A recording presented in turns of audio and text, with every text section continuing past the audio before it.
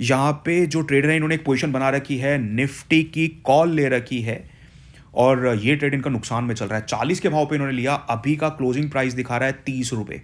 या तो इनका ये ट्रेड हो सकता है BT S T B T इन्होंने ले रखा हो, जहाँ पे इन्होंने एक ट्रेड लिया इस एक्सपेक्टेशन में कल मार्केट ऊपर जाएगी और इसका भाव बढ़ेगा, या फिर ये ट्रेड इनका मजबूरन हो सकता है कि इनको होल्ड करना पड़ा हो। कई बार कई सारे ट्रेडर्स ये चीज़ करते हैं, गलती करते हैं एक्चुअली ये, कि एक ट्रेड लिया इंट्रा डे के लिए, नुकसान में जा रहा है तो उसको होल्ड कर लेते हैं नेक्स्ट डे के लिए। काफ़ी सारी चीज़ें ऐसी स्टॉक्स में भी की जाती है जहाँ पे एक ट्रेड लिया जाता है सिर्फ और सिर्फ इंट्राडे पर्पस से, बाद में नुकसान होने के बाद वही ट्रेडर जो है उसी स्टॉक के अंदर इन्वेस्टर बन जाता है और उसको होल्ड कर लेता है कई महीनों तक, कई सालों तक, और उसका प्राइस जीरो हो जाता है। तो मेरे भाई ये गलती नहीं करनी होती। अगर आपका ट्रेड इंट्राडे के लिए तो सेम टाइम काटो, नुकसान हो रहा है तो 40 रुपये का भाव था, 6-8 रुपये का नुकसान हो गया, छोटी स्ट्राइक प्राइस है तो यहाँ पे छोटा ही स्टॉप लॉस लगाया जाएगा। 6-8 रुपये का नुकसान हो गया तो वहाँ पे बाहर कोई और अपॉर्चुनिटी मिलेगी, वहाँ पे ट्रेड करना चाहिए। पर अब आपने इसको होल्ड कर ही लिया है तो ये डिपेंड करता है कि मार्केट कैसी रहती है, मंडे को मार्केट में क्या खबरें हैं, निफ्टी ऊपर जाएगा या फिर निफ्टी नीचे गिरेगा। अगर ये ऊपर जाता भी है तो भी भाव आपकी कॉस्ट तक आने में बहुत ज़्यादा दिक्कत करेगा। मैं उसका कारण बताता हूँ आपको। देखिए निफ्टी अभी कहाँ पे ट्रेड कर रहा है, 17,374 पे। आपने जो कॉल ले रखी है बहुत ज़्यादा दूर की है, 17,700 की है, आउट ऑफ द मनी है।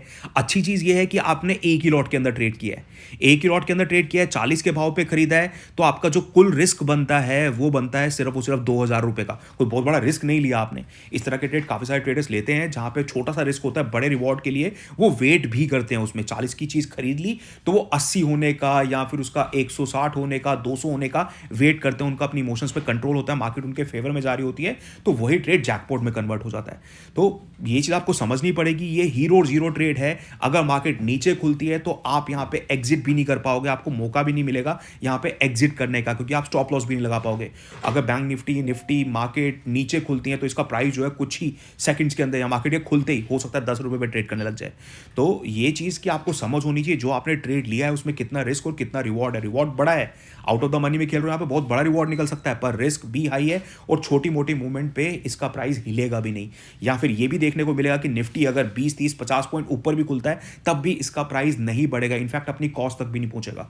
अगर 100 पॉइंट ऊपर जाता है, जैसे कि 17,700 का आपने कॉल ले रखी है, 27 रुपये प्राइस उसका, 100 पॉइंट ऊपर भी जाता है तो उसका प्राइस 17,600 वाली का 47 रुपये दिखा रहा है और इसमें कुछ टाइम डीके का भी इंपैक्ट होगा। तो 100 पॉइंट ऊपर जाने पे भी ये 35-37 रुपये तक पहुंच पाएगा कल मंडे को, सिर्फ और सिर्फ इस भाव तक पहुंच पाएगा। तो बड़ा मूव चाहिए आपकी कॉस्ट तक आने के लिए और आपको प्रॉफिट देने के लिए और बड़ा मूव चाहिए। पर डिपेंड करता है मार्केट कहाँ पे खुलती है। और अभी तक की अगर मैं बात करूँ, मार्केट लग रहा है नीचे ही जानी चाहिए। मार्केट में न्यूज़ जो है वो कहीं ना कहीं नेगेटिव है, सेंटीमेंट्स मार्केट के नेगेटिव हैं, जो निफ्टी बैंक निफ्टी दोनों को ही मंडे को नीचे लेके जा सकता है।